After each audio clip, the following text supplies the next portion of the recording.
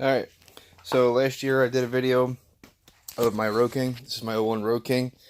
It's a little apart right now. I just got done rebuilding the motor. I did a Fuel Moto 98 kit. Still haven't started it yet. Got to fix the exhaust. So, last year I did a video on my bike, and I showed a bunch of things I did with the air ride. I built my own custom air ride system. A lot of people had questions, at least a couple, how I did my secondary air tank with a butane tank. Alright, so what I did, I just took the fitting out of there and just drilled it. I drilled it to the size for a 1/4 inch NPT, and then I used 1/4 inch NPT tap, which is disgusting right now. And once you do that, you can put whatever fitting you want in there. So, I said once you do that,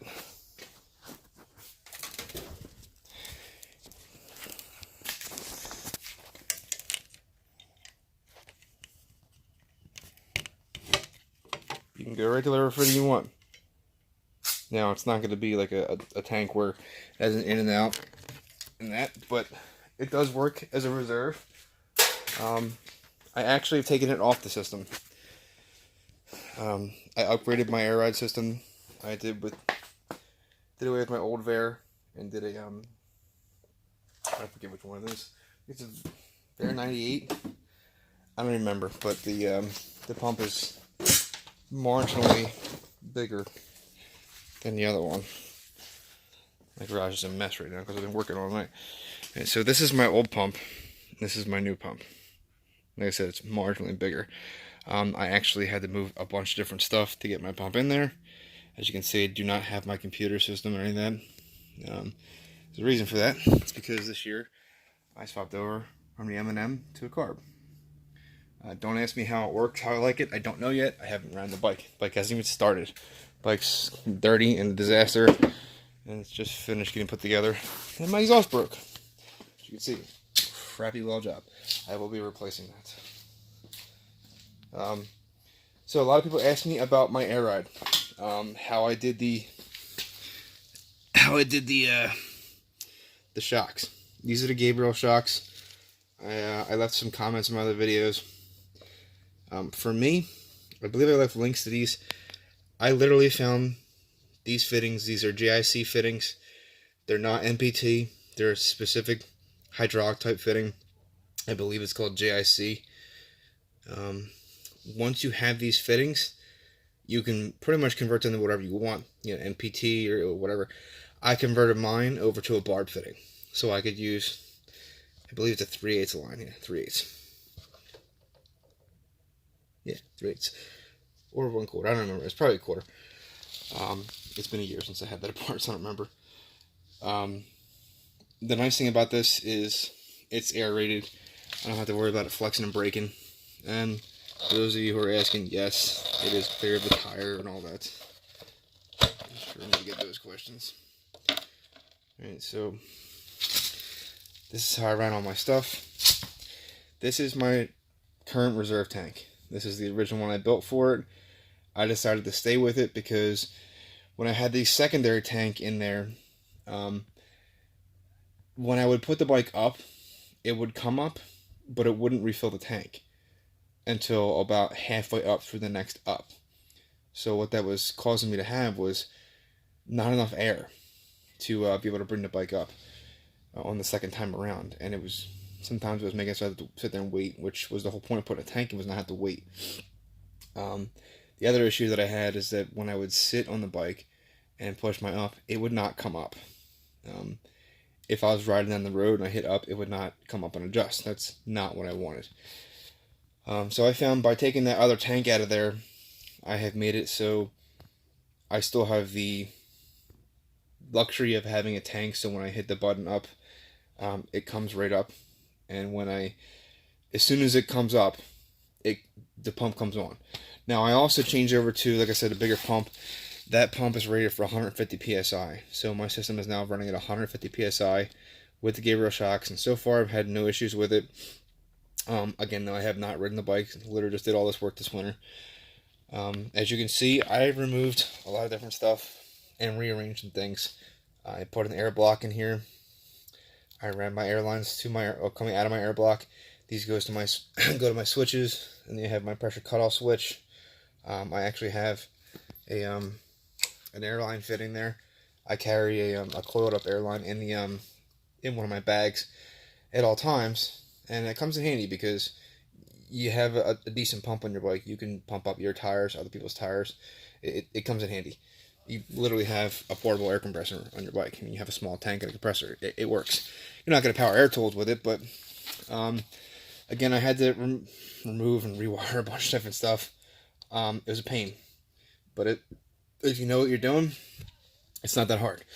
All right, the other thing I did, I explained to you guys how last year I put a switch in mine so that I could do my dump. I decided to switch it over because I had 4 plugs. It was a pain in the butt. I switched over to like a Delphi style plug system. So when I want to take this off, all I have to do is just disconnect it. I take my whole side panel with me. It's dirty and scratched. But so if you're gonna do something like this, I would suggest investing in one of these. It's nice. I got it off of Amazon. All right. So if you guys haven't seen my other videos, I gave a description on what the piece that I used to do this, and we'll see if I can get a better idea of what we're looking at here as far as how I did my dump system. And again, my bike is not finished, so don't mind the way it looks right now. Alright, so I also did my toggle switch like this.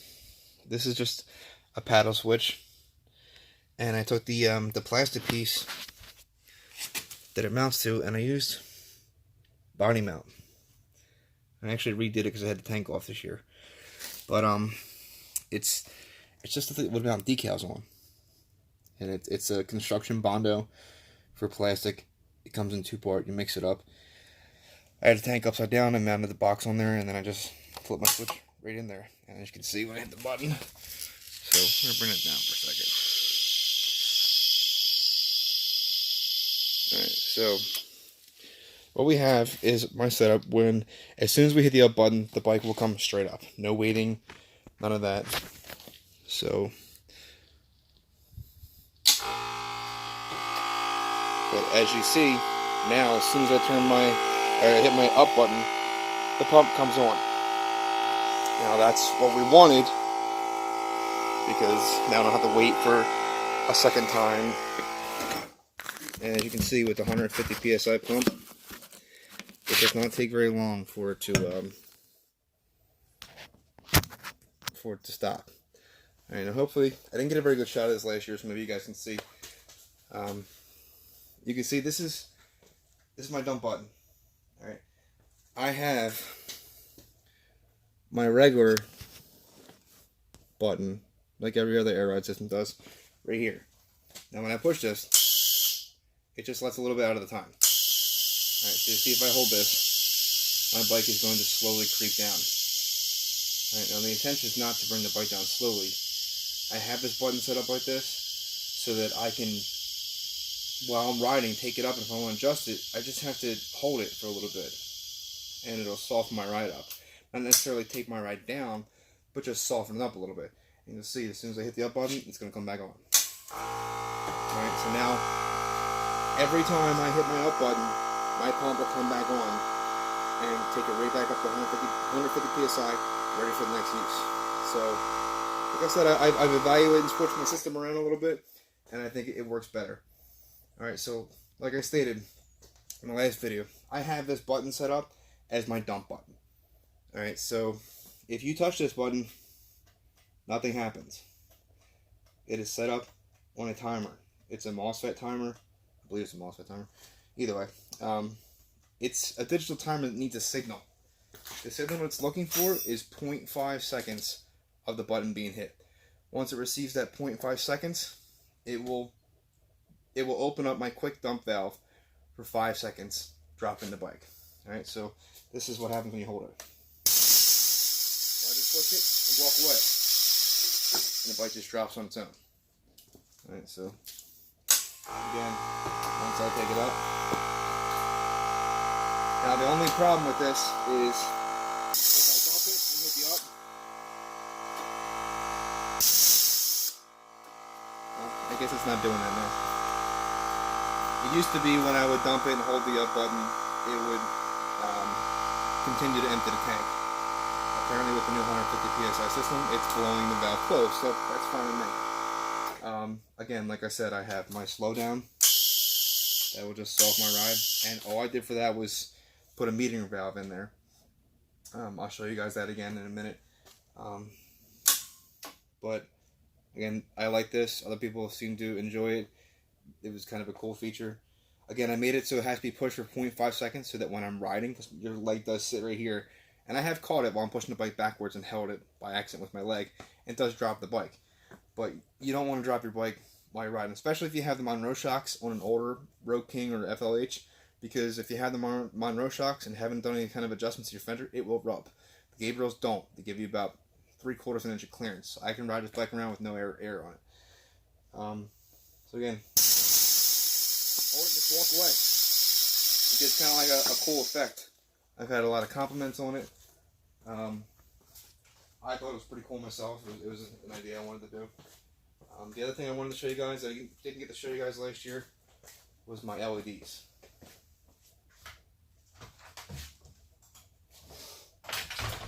Alright. Right now, they're on white because they just got rehooked up. But they will do a multitude of different colors. They will do patterns.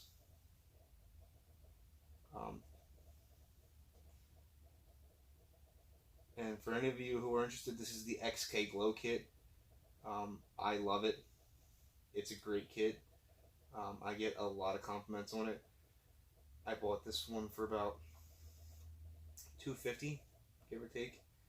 And that's including all the extra stuff that I added onto it, like the extra lights. I don't know why this one keeps doing this. I'm trying to get it on blue. Normally I don't do it manually off of the bike itself. This system is actually a Bluetooth system. It will do everything from your phone.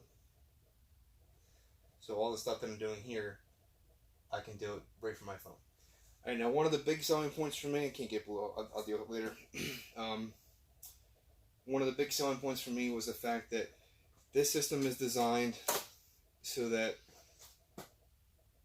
you can do a brake input. When you do the brake input, this is what happens. So every time I hit my brakes, this all turns red. Right? For me, that's safety. I have 2 zones. I have the engine is 1 zone and the rest of the bike is a 2nd zone. You can add up to 16 different zones for the modules. I like it a lot. I think it's cool. It's just more safe for me. The entire bike lights up red. So,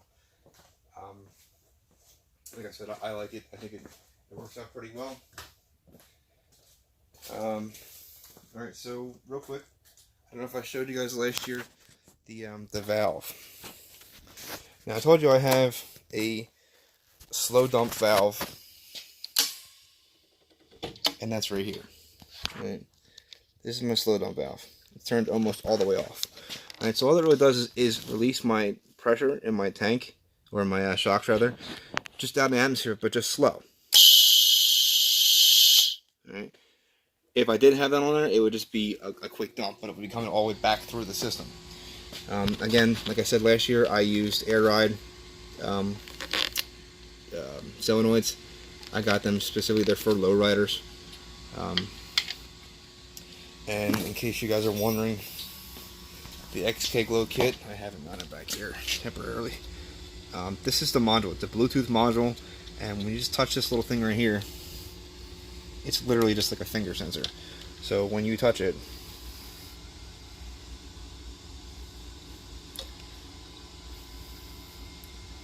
just a little touch of your finger actually changes it. Now, if you guys look it up, you can see online. It does have a Bluetooth setup on your phone. It also has a chameleon setup where you can use your camera and point it whatever you want and it will match the color. It's a 16 million color system. I like it. I only use a few colors off it, but it's cool to have the option to be able to do it if I want to. I pointed at my shirt and other people's cars and match the color, and it does it pretty well. It also does a number of different patterns, which is pretty cool. If any of you are wondering, no, those are not brass. I don't know if anybody gives a crap or not. Those are powder coated. No, I don't know how they're going to hold up. They should hold up pretty well. They're powder coated with polymer. I do my own powder coating. I wanted the brass ones, but they were $180 roughly, and I decided I wasn't going to spend $180 on powder coat or brass. I decided I was going to do my own and powder coat them for roughly $30 for powder coat. I have my own powder coating set up, so it works out pretty well. It's not finished, obviously. This is just my air cleaners that are just mounted in a mock-up right now. I still have to tighten some things up in. I haven't decided what I'm going to do for recovery. I'm probably going to do some powder coating and some different tags on there.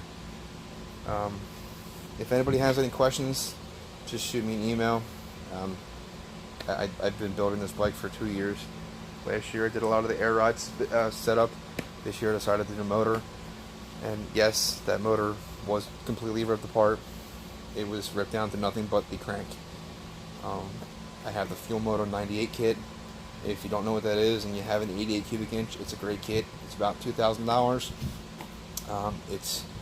You send them your cylinders, they punch it out to a 98 cc, and they send you the Carrillo pistons, flat tops.